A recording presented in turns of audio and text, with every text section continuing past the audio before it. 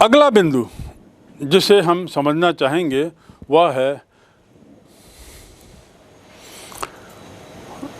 Mesopotamia, दक्षिण Mesopotamia, राजा और मंदिर। शहरों के विकास के फलस्वरूप जो दशाएं बताई गई 5, उसमें एक दशा थी पत्थरों की कमी और परिणाम स्वरूप ईंटों के निर्माण पर जोर। यहाँ हम एक नए बिंदु पर आते हैं और वह है दक्षिण मेसोपोटामिया में राजा और मंदिर। मेसोपोटामिया में 5000 ईस्वी पूर्व के आसपास बस्तियां प्रारंभ हुईं।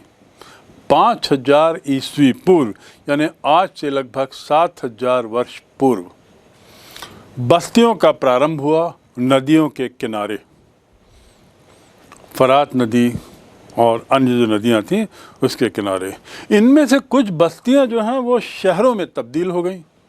समय के साथ साथ ज़्यादा अनुकूल वातावरण पाने पर ये तब्दील हो गई और इनमें जो तब्दील हुई उनमें सुमेर में 3 प्रकार के शहर पनपे, 3 प्रकार के शहर विकसित हुए। पहला धार्मिक, दूसरा शाही और तीसरा था व्यापारिक। पूर्व में आपको जानकारी मिली है कि हर शहर किसी न किसी खास मकसद के लिए जाना जाता है। एक समय आता है जब ये शहर किसी विशिष्ट कार्यों के लिए जाने लगते हैं या शहर के मार्ग विशिष्ट कार्यों के लिए जाने लगते हैं। तो ऐसे ही मेसोपोटामियन के सभ्यता के काल में भी यानी आज से 7000 या 5-6 हज़ार वर्ष पूर्व भी जो उस तत्कालीन शहर थे जो आप नक्शे में देखेंगे, इन शहरों को मूलतः 3 भागों में बांटा जा सकता है। ऐसे शहर जिनका संबंध धर्म से था, जो अपने धार्मिक प्रवृत्ति, धार्मिक रुझान, धार्मिक गतिविधियों के कारण बढ़े, वहाँ धर्म का बोलबाला ज़्यादा रहा।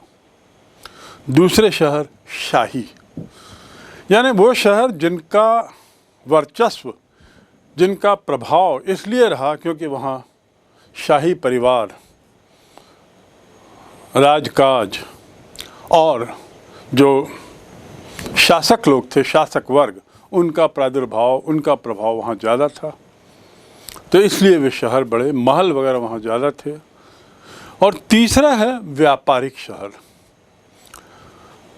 बहुत सामान इनको आयात करना पड़ता था, सोना, चांदी, तांबा, रांगा, पत्थर आदि आदि, जिसके कारण व्यापारिक संगठनों का निर्माण हुआ, व्यापारिक संगठन बने और परिणाम स्वरूप इन शहरों ने भी, इनमें से कुछ शहरों ने भी व्यापारिक नज़रिया अपना बना लिया और वे अपने अपने क्षेत्र में व्यापार के लिए जाने लगे, उनकी पहचान बनी। तो इस प्रकार धार्मिक, शाही और व्यापारिक 3 तरह के शहर हैं। इन शहरों का समाज में खास स्थान था। पत्थरों के अभाव के बावजूद और ख़ासकर दक्षिण में मेसोपोटामिया में जहाँ पत्थर बहुत कम थे, बड़े दुर्लभ थे, वहाँ पर ईंटों से ही कार्य शुरू हुआ और ईंटों का ज़्यादा से ज़्यादा प्रयोग शुरू हो गया। निर्माण सांचों में करते थे, सांचों के बाद उसको फिर धीरे धीरे उन्होंने और उस पर पारंगत होने लगे और उन्होंने आग से, भट्टी से ईंटों को पकाना शुरू किया। फिर वहाँ से उसको बाद में धूप भी दिखाकर सुखाने की प्रक्रिया जोड़ी और इस प्रकार ईंट निर्माण एक बहुत बड़ा काम हो गया। और मंदिर निर्माण जो है वह इन मेसोपोटामियाई या असीरियाई सभ्यता का एक महत्वपूर्ण हिस्सा बन गया। पत्थरों की कमी के बावजूद मंदिर निर्माण के लिए असीरिया के कई शहर जाने लगे। इसके साथ ही साथ इन मंदिरों में राजनीतिक संस्थानों का भी विकास किया गया। यानी ये मंदिर मात्र धार्मिक गतिविधियों के लिए ही अपना अस्तित्व नहीं रखे थे, बल्कि ये राजनीतिक गतिविधियों के केंद्र भी बन गए थे। धार्मिक दृष्टि से जो मंदिर मेसोपोटामिया की सभ्यता के समय प्रसिद्ध थे, जो नगर धार्मिक कार्यों के लिए प्रसिद्ध थे, उसके लिए जाने जाते थे, उन नगरों में, और वैसे कहा जाए तो जो सभी मंदिर थे, वे मंदिर मेसोपोटामिया के लोगों के सामाजिक, राजनीतिक, आर्थिक और यहाँ तक कि उनके अन्य दैनंदिनी के कार्यों के केंद्र बिंदु हुआ करते थे। ये एक तरीके से केंद्र होते थे, एक धुरी होते थे, और उनका जो जीवन था वो इसी मंदिर के आसपास ही घूमता था। सारे अनुष्ठान, सारे कार्य और उनका सारा जीवन मंदिर के ही आसपास घूमता था। सुमेरियाई बहुदेववादी थे, बहुत से देवी देवता मानते थे। जो गांव थे, हर गांव के अपने अपने देवी देवता होते थे, हर गांव के अपनी देवी होती थी। लेकिन हाँ, ये देवी देवता जो गांव के थे वो अपने आसपास के नगर के मंदिर के मुख्य आराध्य देवों से किसी तरीके से जुड़े होते थे। यानी आराध्य देव और गांव के देवी देवताओं में एक तरह का संबंध होता था और एक तरीके से उनमें तालमेल रहता था। इसलिए हम कह सकते हैं कि सुमेरियन सभ्यता में बहुत सारे देवी देवता थे, अनेक, जितने गांव उतने देवी देवता। तो इनकी संख्या बहुत ज़्यादा थी और सब बिल्कुल अलग अलग प्रकार के थे। वैसे तो कहा जाए तो ज़्यादातर देवी देवता प्राकृतिक शक्तियों से इनकी व्युत्पत्ति देखी जा सकती है। प्राकृतिक शक्तियों का अर्थ क्या?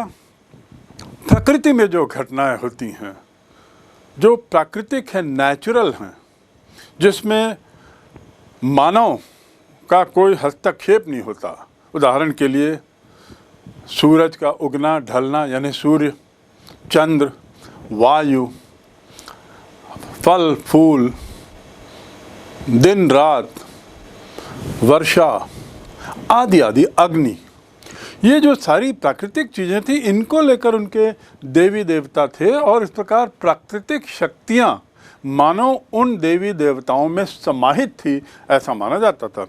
उदाहरण कर, जैसे मैंने बताया कि इन्नाना प्रेम युद्ध का प्रतीक था, उसके देवता थे। साथ ही उसकी देवी थी, इन्नाना देवी जो थी वो प्रेम युद्ध की देवी थी, और चंद्र देवता थे। और उसके साथ ही ये दोनों उस काल में, उस सभ्यता में काफ़ी प्रसिद्ध देवी देवता माने जाते थे, सुमेरियों के बीच में काफ़ी प्रसिद्ध थे। उसी तरह एक एनलिली भी सुमेर में पूजे जाते थे। एनलिली क्या है? इन्हें राजाओं का स्वामी माना जाता था। यानी देखिए, राजा, ये बड़ा रोचक है समझना कि राजाओं का भी एक अपना स्वामी था इन देवी देवताओं के अतिरिक्त। और आगे हम जानेंगे कि राजा स्वयं में पुजारी भी थे और राजा भी थे।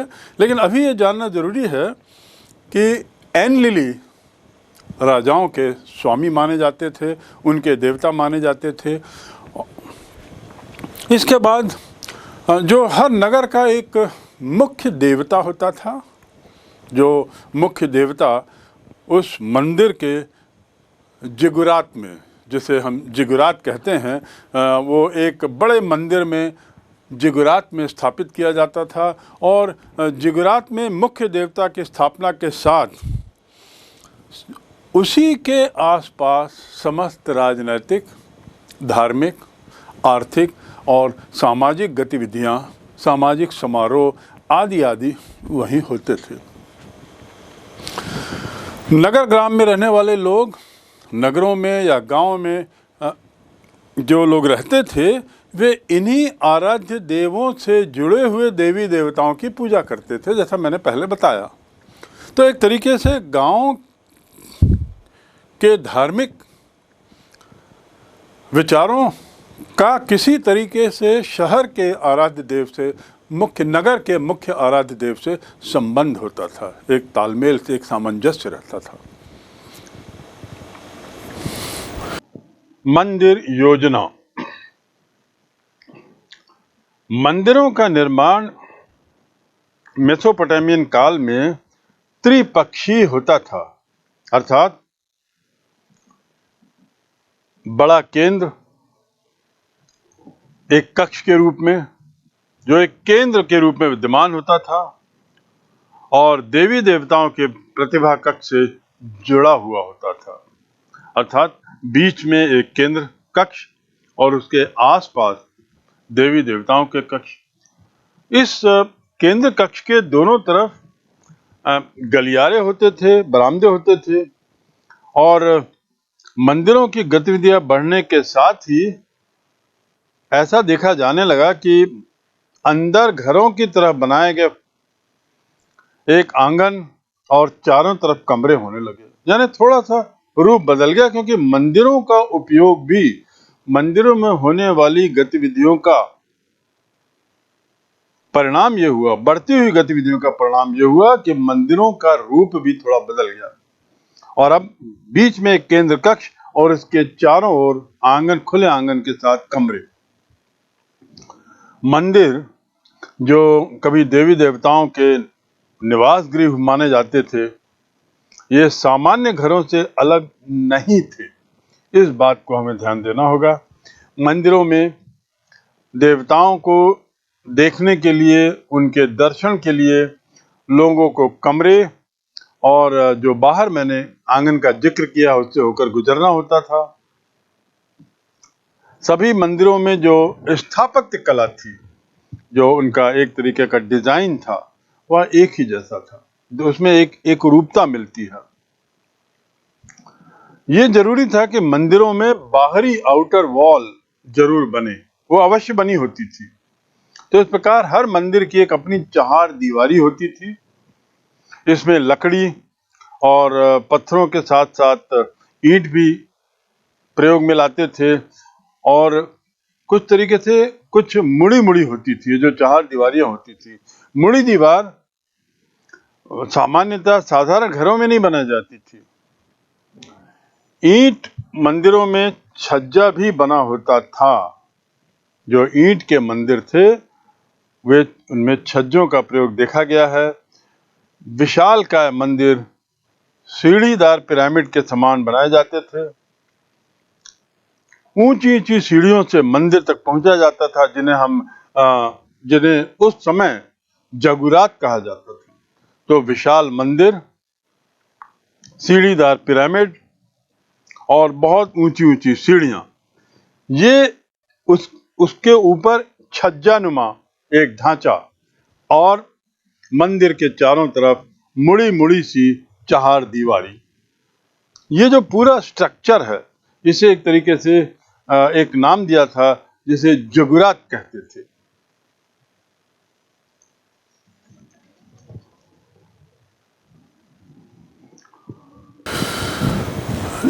अभी मैंने जिगुरात की चर्चा की और इसके पहले भी इसका जिक्र आया है। आखिर जिगुरात है क्या? जिगुरात ये है क्या? जिगुरात एक तरीके का ऊंचा बना हुआ ढांचा, एक स्ट्रक्चर, एक भवन बहुत ऊंचा बना हुआ।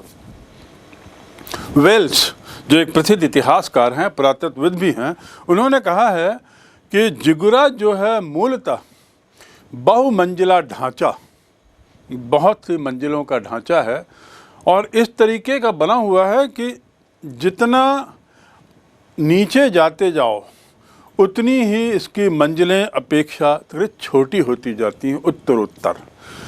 मैं पुनः दोहरा दूं, ऐसे अनेक मंजिला वाले भवन को कहा जाता है जिनकी ऊपरी मंजिलें निचली मंजिलों की तुलना में उत्तरोत्तर छोटी होती जाए, उत्तरोत्तर नैरो होती जाए।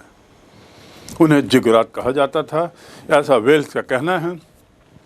और इनमें ऊपर चढ़ने के लिए विशेष तरीके की सीढ़ियां होती थी, उनका प्रबंध होता था, जो ये सीढ़ियां बाहर से बड़ी स्पष्ट दिखाई देती थी। और मंदिर भी इतने विशालकाय हो जाते थे जुगरात कि बहुत दूर से दिखाई देने लगते थे।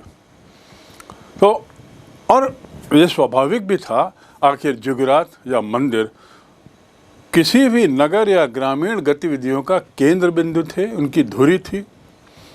तो एक तरीके से वो दिशा निर्देशक का भी काम करते थे ये जुगरात। मंदिरों की गतिविधि की यदि बात करें, मंदिरों की क्या होता था मंदिर में, जैसे हम बारंबार ये बताया गया आपको कि उनका पूरा धार्मिक जीवन, और बल्कि एक तरीके से कहा जाए कि मेसोपोटामिया और सुमेर के लोगों का पूरा जीवन जो था वो मंदिर की धुरी के मानते हुए उसके आसपास घूमता था। उनकी सारी गतिविधियों में देवी देवताएं और मंदिर और धार्मिक भावनाएं रहती थीं। तो इसलिए हम कह सकते हैं कि यदि हम इन मंदिरों की गतिविधियों की बात करें तो मंदिर एक अत्यधिक व्यस्त केंद्र हुआ करते थे, क्योंकि सभी तरह की गतिविधियां, सभी तरह के कार्य, सभी तरह के अनुष्ठान, सभी तरह के समारोह, ये सब इन्हीं मंदिरों में होते थे। इन मंदिरों की इसीलिए बड़ी विशिष्ट भूमिका होती थी, उनका एक अपना विशिष्ट स्थान होता था। और देखा जाए तो राजनीतिक संस्थाएं जितनी थी उनके विकास का पूरा श्रेय इन मंदिरों को जाता है, क्योंकि राजनीतिक संस्थाओं में के विकास में इन मंदिरों का स्थान बड़ा केंद्रीय स्थान था। जो मंदिर हैं, मंदिर पूरे नगर का या पूरे ग्राम का एक केंद्र बिंदु होता था। पूरी दिनचर्या में वहाँ के लोगों के मंदिर का बड़ा विशिष्ट स्थान होता था। इस बात को हमको ध्यान रखना पड़ेगा। यदि मैं इसकी तुलना अपने भारतीय सभ्यता से, प्राचीन सभ्यता से करूं, तो एक तरीके से दोनों में कुछ समानताएं दिख सकती हैं, क्योंकि प्राचीन भारत में भी मंदिर जो थे वे शैक्षणिक गतिविधियों का, राजनीतिक गतिविधियों का, आर्थिक गतिविधियों का, मार्केटिंग, बाजार, सामाजिक गतिविधियां, सामाजिक अनुष्ठान, इनके केंद्र हुआ करते थे। तो लगभग भारत जैसी स्थिति वहाँ थी, लेकिन शायद वहाँ और ज़्यादा तीव्रता थी उनके मंदिरों के केंद्रीय बिंदु होने के मामले में। एक बात बड़ी स्पष्ट यहाँ पर परिलक्षित होती है कि मानव जीवन के समस्त कार्यों, मानव जीवन से जुड़ी समस्त बातों के लिए मंदिर केंद्र बिंदु हुआ करते थे। इस बात को हम लोग अच्छी तरह समझ लें। 3100 ईस्वी पूर्व सुमेर के जो नगर थे, राज्यों पर ऐसे राजाओं, ऐसे सरदारों का शासन था, ऐसे मुखिया लोगों का शासन था इन जगहों पर कि जो पुजारी का भी कार्य करते थे। इस विचित्रता की चर्चा मैंने पूर्व में की है कि जहाँ राजाओं के स्वामी, जिनको एन लिली कहते थे, ऐसे ही राजा स्वयं पुजारी भी हो सकते थे। खासकर सुमेर के नगर राज्यों पर जब इन लोगों ने शासन किया तो अपने को पुजारी भी माना। इस तरह राजस्व के मामले में भी वे अपने को मुख्य मानते थे। इसमें भी पुजारी ही संबंधित रहते थे। साथ ही वह सभी चीज़ों को अपने में एकत्रित कर लेता था राजा। जैसे मंदिर सभी गतिविधियों का केंद्र, ऐसे ही राजा मुख्यतः सभी चीज़ों का मुखिया। वह राजा तो था ही, शासन चलाता था, आर्थिक मुखिया भी था, मंदिर का पुजारी भी था, सेना का मुखिया भी था, और साथ ही साथ अपने को ईश्वर के प्रतिनिधि के रूप में भी सामने रखता था। पुजारी से संबंधित ये बात बड़ी रोचक है कि राजा और पुजारी एक ही होते थे बहुत बार। इसको हमको ध्यान में रखना होगा। राज्य की जितनी भी आय या जितनी भी संपत्ति होती थी वो सब पुजारी के नाम से होती थी, और पुजारी अपने को ईश्वर का प्रतिनिधि मानता था, और उस रूप में वह संपत्ति उसके मातहत रहती थी। देवी देवताओं पर चूंकि हम गतिविधियों की बात कर रहे हैं, तो पुजारी के अलावा वहाँ पे चढ़ावा वगैरह क्या होता था?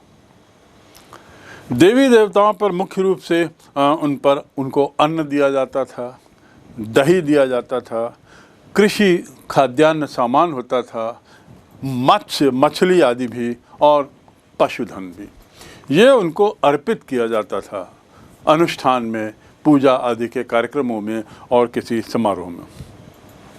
मुख्य रूप से ये आराध्य देव को समर्पित होता था, जो किसी हर शहर के एक एक आराध्य देव जिसका जिक्र हुआ है पूर्व में, उनको ये समर्पित किया जाता था।